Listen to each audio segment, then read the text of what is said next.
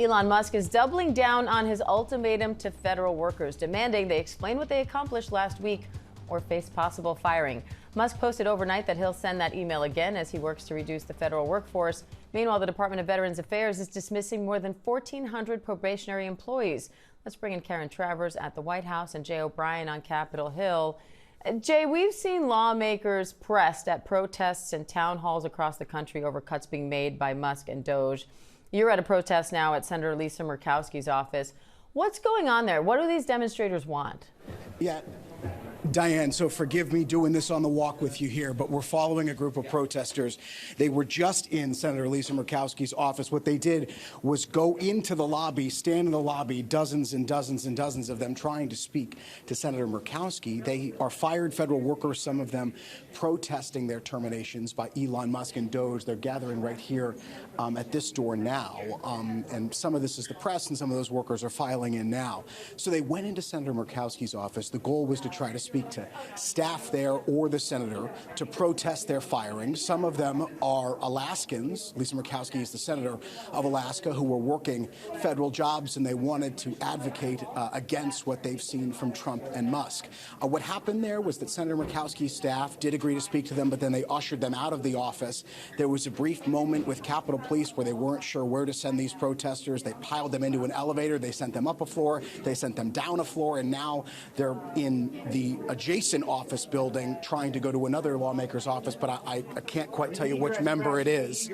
But Democrats I talk to are trying to use these kind of demonstrations to underscore what they say is the chaos brought forward by these firings from Trump, Musk, and DOGE. It's part of their strategy to try to win back control of the House and potentially the Senate in the midterm elections, so that's going to be a tall order for Democrats, particularly in the Senate. But certainly Democrats trying to drill down on what they say is this chaos, Diane. But Republicans saying that demonstrations like this, and also demonstrations at town halls across the country, which we saw last week when the House was out on recess, are a quote-unquote ambush, as Speaker Johnson described them, organized by Democratic advocacy groups, as the Speaker claims.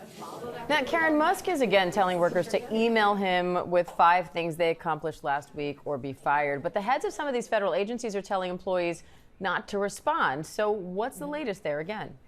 Yeah, and the latest from yesterday was that the Office of Personnel Management, Diane, said that the response was voluntary, that you didn't have to respond to that email. That came out yesterday after the president was asked about this in the Oval Office when he was with the French president. And the president called this idea of sending that email out, he said it was genius. Now, he said yesterday, if you don't respond to it, you're fired or semi-fired. But then there was that later guidance that said, no, it was actually voluntary. So, Diane, there's a lot of conflicting messages depending on which agency you're in, because some of the agency heads had said you don't have to respond. Those are some of the agencies that deal with classified information, classified work. Others said, no, go ahead and respond to it. So I think right now, a lot of questions today. We're expecting at the White House for the briefing later this afternoon about where exactly this stands, especially with that second email from Elon Musk, that follow-up saying that there would be another round of this where people do have to respond to it, or else they could potentially face termination.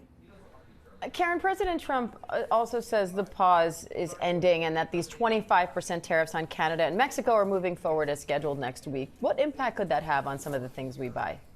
You know, it could have a potential impact on prices if they go forward. Remember, in early February, the president had said he was going to move forward with a 25% tariff on all products coming across the border from Canada and Mexico, and also a 10% tariff on Canadian oil and gas. He put them on pause for a month, and that deadline then is March 4th. He had negotiations with the leaders of Canada and Mexico and said that they had taken steps to deal with the flow of fentanyl and the flow of migrants over the border. But now he is saying that he is going to move forward at the end of that month and put those tariffs in place. And Diane, this could have a big impact on prices, and it could happen fast at the grocery store, especially when it comes to produce. About half of the produce that we bring into this country comes from those two countries, so that's where you could see the prices go up very quickly. The president of Mexico this morning said she has not had conversations yet with the president about these tariffs, and she wants to wait and see where it goes from there, but does expect to have negotiations now with this threat looming. And Jay, House Republicans are planning to vote today on their budget blueprint, which includes cuts to Medicaid. So what's at stake here for House Speaker Mike Johnson? So let me just first give you a sense of where we are now, Diane. We're outside of John Thune's district office, the top Republican in the Senate. It's not his main office, but this is his district office. A group of press was crowded around the door. A group of those fired federal employees, dozens of them, walked inside, and then the staff shut the door just moments ago. So that's what's playing out here. When you talk about the budget on the other side of the Capitol in the House, there are protests happening about that too, Democrats say, because of, as you said, those substantial cuts inside the budget. Now, Republicans stress this is just the blueprint. If this vote passes, and it's a big if it passes, because there's a lot of consternation amongst House Republicans, and there are a number of holdout votes, enough holdout votes right now to tank this. But if it passes, it only kicks off the budgeting process. So what House Republicans say is there are no cuts specified yet. What's going to get cut? What is not going to get cut? But what Democrats focus on is the fact that this budget calls for $2 trillion in cuts to mandatory spending, the bulk of which are believed to come out of Medicaid, which is that insurance program for low-income Americans and Americans with disabilities. Democrats, according to an internal memo that I received